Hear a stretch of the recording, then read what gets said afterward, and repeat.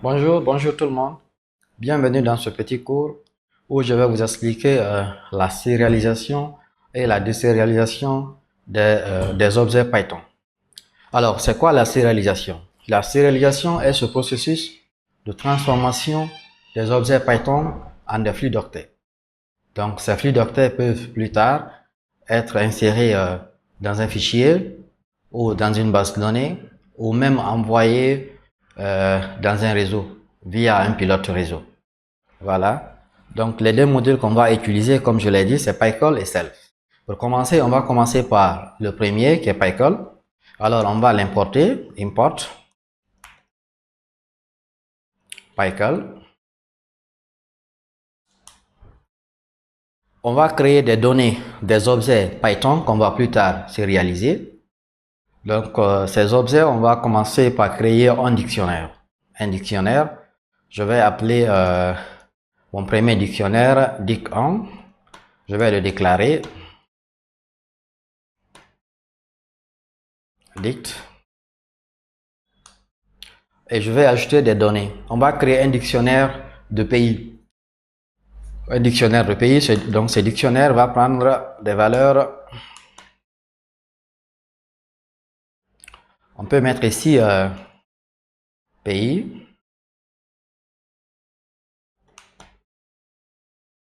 Donc, c'est un dictionnaire, on va mettre les informations d'un pays.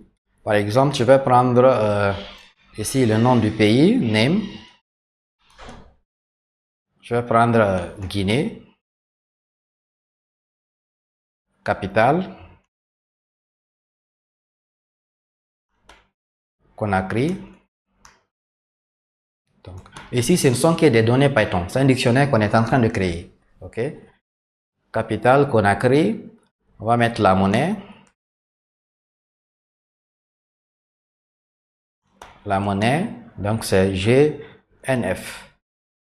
Voilà, notre premier dictionnaire est créé. On va créer un deuxième qu'on va déclarer ici.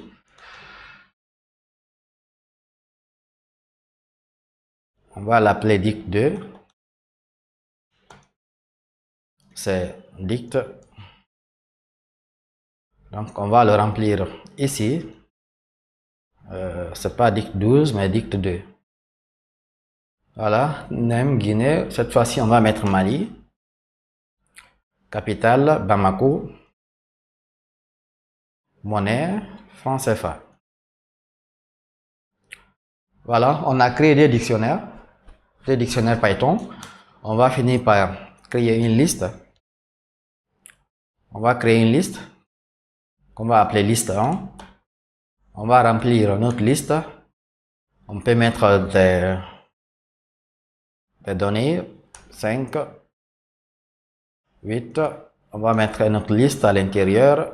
Donc, de chaîne de caractères A, B, C. On va finir par cette valeur de 6. Voilà, donc ça c'est une liste qu'on a créée. On a trois objets qui sont créés, dict1, dict2 et la liste. Ce qu'on va faire, on va sérialiser ces objets en utilisant le module PyCall. OK?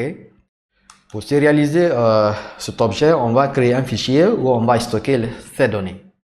Un fichier. On va mettre avec le code UIF open. Oh, sorry. On va mettre un nom de fichier. Moi, je vais l'appeler fichier.pckl. Donc ça, c'est l'extension des fichiers, c'est l'extension que PyCall utilise, pckl. On va créer le mode d'écriture du fichier. On va mettre WB. Pourquoi WB? Parce que c'est un fichier binaire. OK? On avait dit tout à l'heure la définition du mot sérialisation, c'est cette transformation des objets PyCall en des octets. Donc ici, ce sont des octets qu'on va écrire dans ce fichier qui est appelé fichier pckl. Alors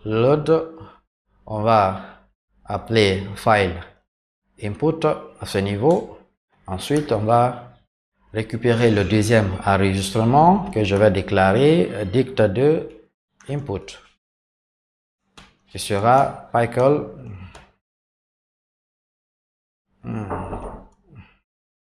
Oui, load file, ici, file input.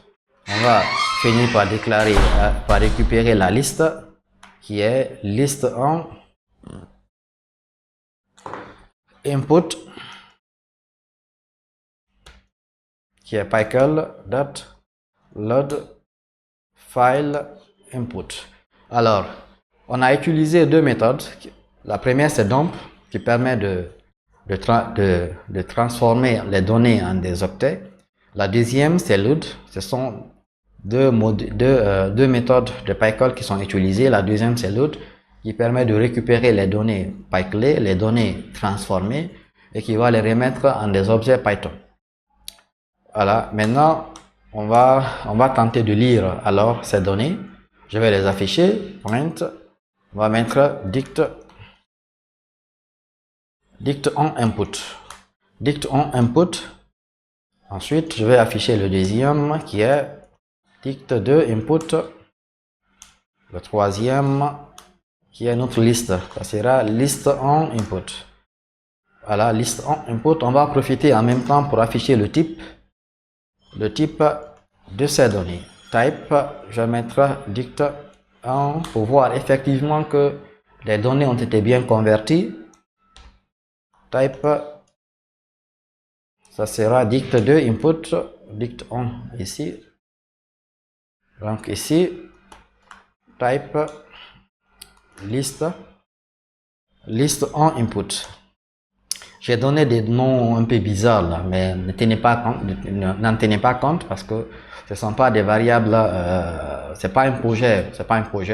Si c'était un projet, on allait donner des noms signifiants. Alors on va commenter le premier code parce que notre fichier il est déjà créé. On va commenter ça. Le fichier il est déjà créé. Cette fois-ci, il s'agit de le récupérer, transformer les données et les afficher. Alors, je vais exécuter ça. Très bien, alors vous pouvez voir ça ici à ce niveau. Les objets sont bien récupérés, transformés et remis en des objets Python et affichés. Ici, on a pays, name, Guinée, capitale, Conakry, monnaie, GNF. Et le type est là, le type est affiché, c'est un type dictionnaire, classe dic. Le deuxième objet, c'est pays, name, Mali, capitale Bamako, monnaie, franc CFA, classe dict. Alors la liste aussi a été transformée, classe liste. Voilà, donc ça c'est avec PyCal. On s'est servi de PyCal pour sérialiser et désérialiser ces objets Python. Et vous pouvez, ici on a utilisé un fichier qu'on a appelé fichier PCKL. Si vous décidez par exemple de sérialiser ces données, pour les enregistrer dans une base de données ou bien les envoyer dans un réseau via un pilote réseau, vous devez utiliser deux autres méthodes au lieu de dump et load. Donc on va faire un exemple de ces méthodes, toujours en se servant de PyCal. C'est très simple. Je vais juste créer cette fois-ci un seul objet qu'on va transformer en des bytes, soit pour enregistrer ça dans une base de données ou l'envoyer via un réseau en se servant d'un pilote réseau. Alors, je vais déclarer cette variable que je vais appeler liste.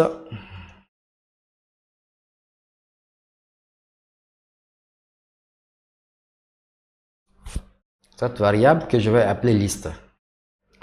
Alors, on va créer une liste Python 9, 90, 60.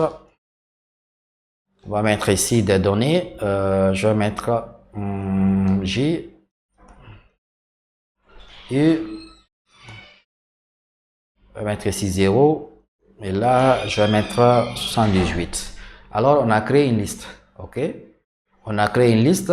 Cette liste, on va la sérialiser pour l'enregistrer dans une base de données ou l'envoyer via un réseau en utilisant un pilote réseau.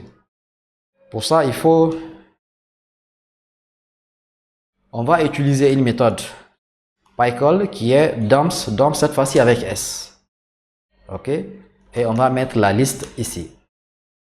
Donc la liste, cette méthode va retourner un objet de type byte. Qu'on va appeler list byte.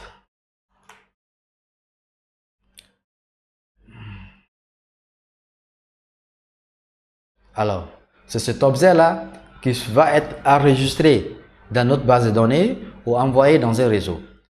On va se contenter seulement de l'afficher, d'afficher le type de l'objet retourné, list byte. Alors, je vais commenter ça. On va exécuter ça et voir. Voilà, vous voyez ici, c'est bien écrit class byte. Donc, on va récupérer le même objet pour le ramener au type Python. Type Python, ça sera list Python.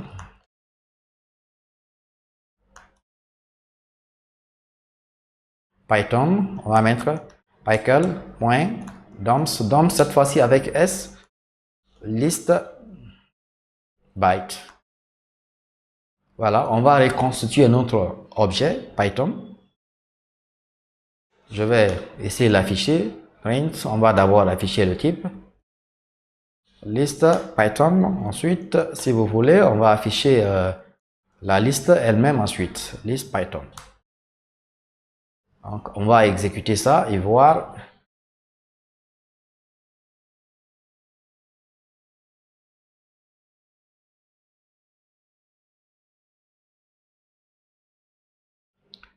On n'a pas affiché ce qu'il faut. Non, c'est dump, c'est pas dump, c'est loads. Loads, très bien. Voilà, donc je vais réexécuter. Très bien, donc vous voyez, ici à ce niveau, l'objet byte a été reconverti et remis en un objet Python qui a une liste, classe liste. Ok, donc ça c'était le module PyCall. On va passer à un autre module qui est self. Voilà, je l'avais dit au départ que PyCall enregistre les éléments de façon séquentielle. Vous pouvez pas prendre les objets de façon indexée. C'est-à-dire que quand vous enregistrez des objets, le premier, le deuxième, le troisième, si vous décidez de relire le fichier, vous allez d'abord avoir le premier objet, le deuxième, le troisième. Donc, vous ne pouvez pas prendre le deuxième objet en laissant le premier objet. Non, PyCall ne marche pas comme ça. On va utiliser un autre module qui est self. Une autre information à donner qui est très utile, c'est que ce module PyCall, quand les données sont transformées en des bytes, ces données ne peuvent pas être lues par un autre langage.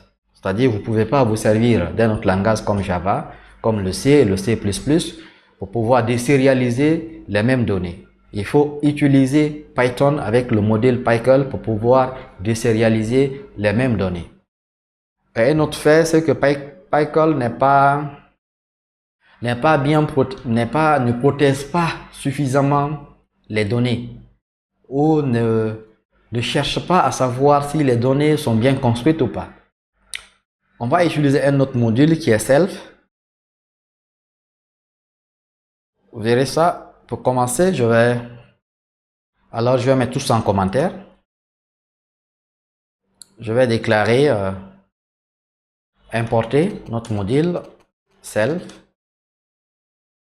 Voilà, self. On va créer des objets Python comme on l'avait fait précédemment. Et on va transformer ces objets en des bytes qu'on va stocker dans une base de données en utilisant cette fois-ci self. Et ensuite, on va désérialiser les mêmes objets pour les reconstituer en des objets Python. Voilà.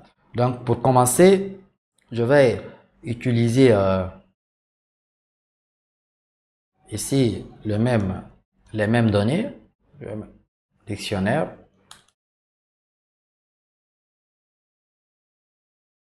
Je vais déclarer notre dictionnaire qui est dict.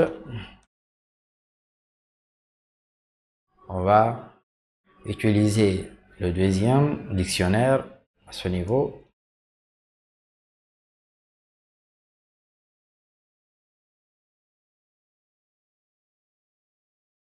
Voilà. Donc, on va créer un objet self.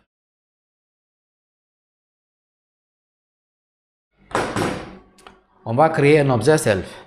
Moi, je vais appeler ça obj self,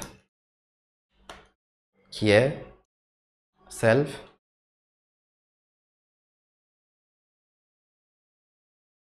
.open.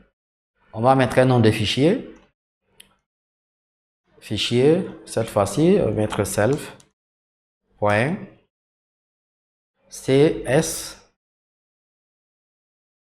.cshlv. Donc ça, c'est l'extension.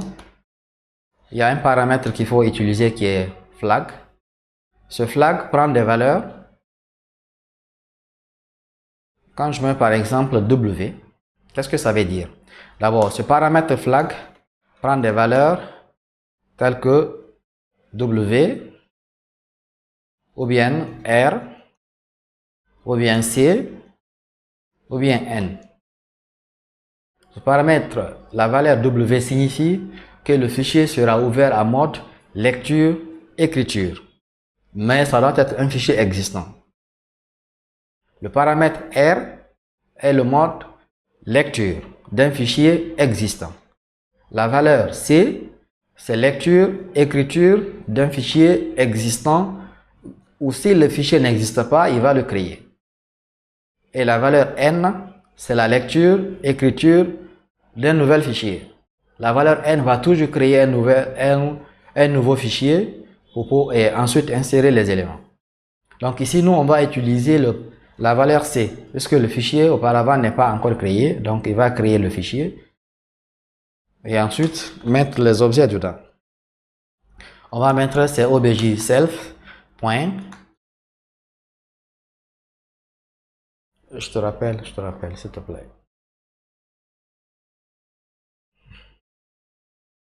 Voilà, le module self, il est créé. Une chose à savoir, c'est que self, quand vous déclarez un module self, vous avez un dictionnaire. Self utilise un dictionnaire dont les clés ne sont autres que des chaînes de caractères. Vous êtes obligé d'utiliser des chaînes de caractères. Alors, les modules, on va les transformer en utilisant le premier paramètre, c'est dict1. Moi, je vais l'appeler dict1. Dict1 qui va prendre dict1. Qui va prendre le premier dictionnaire. Alors, on va mettre aussi le deuxième qui est objet self. On va appeler dict2. Dict2.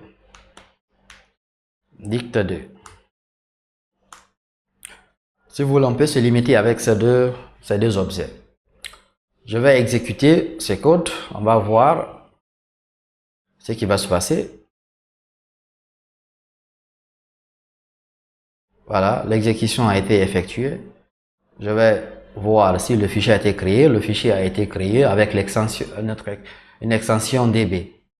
Le module self crée une base de données.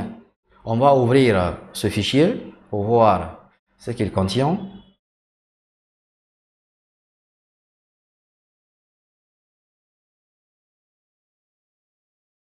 Et là, voilà, j'ai ouvert le fichier. Vous pouvez voir, ce sont des objets, c'est des bytes, c'est des objets binaires.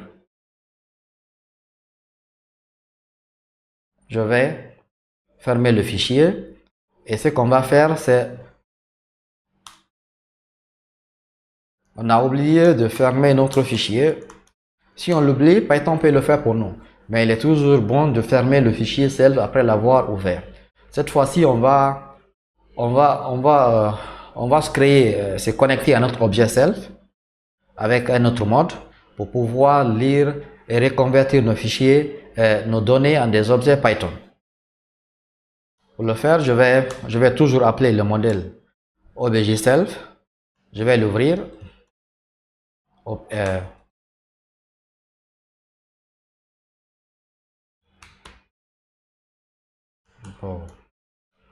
Self.open. Le nom du fichier, c'est celui-là. On peut utiliser le mode R puisque le fichier existe déjà. Cette fois-ci, nous voulons lire les informations qui sont dedans. Alors là, on peut accéder aux éléments pas de façon séquentielle mais de façon indexée. On peut dire à self qu'on veut accéder à cet autre. Objet self.dict2. Donc il va accéder directement au deuxième élément. On va même afficher le type si vous voulez, type. Donc objet self.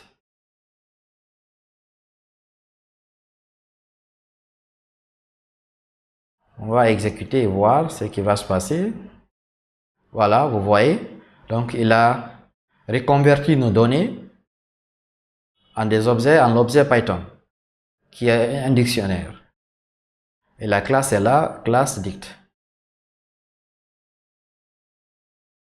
Et quand on finit, on peut refermer notre objet self. Point close. On a accédé au deuxième élément. Avant d'accéder au premier, si nous voulons, on peut accéder ici au premier. Donc, le premier élément, dict1, on peut voir le type de cet élément. Je vais réexécuter le code. Voilà, donc tout est là, toutes les données sont correctement reconverties en des objets Python. Donc c'est pratiquement l'objet de ce cours, c'est la sérialisation et la désérialisation des objets Python. J'espère vous retrouver dans le prochain cours et surtout merci d'avoir suivi. À bientôt.